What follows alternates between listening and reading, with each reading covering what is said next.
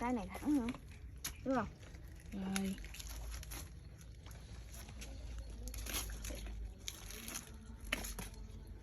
Giữ nó lại nè. Đó.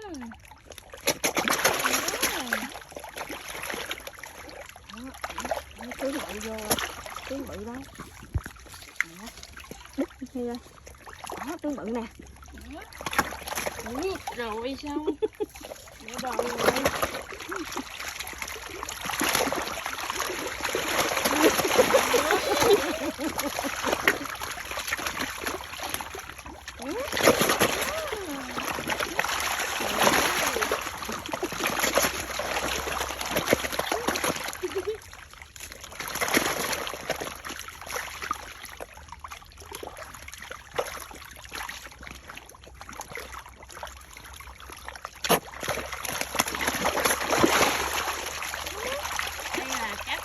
Của bà Hai. Hôm nào đúng bà Hai cho ăn thì nó mới lên, còn người khác cho ăn nó không có lên. Đó, chỉ cần ngồi vậy nó tự lên nè. Đúng bả cho ăn mới được nha. Đó, thấy không?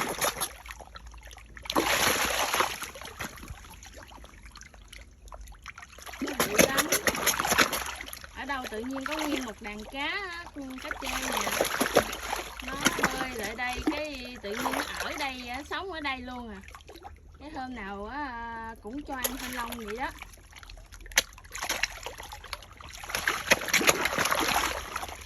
Nó ăn nó xỉu nằm ngửa luôn nè.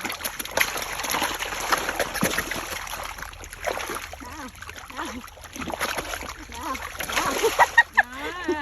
phải gần nó cho chứ người khác lại nó không có lên đâu.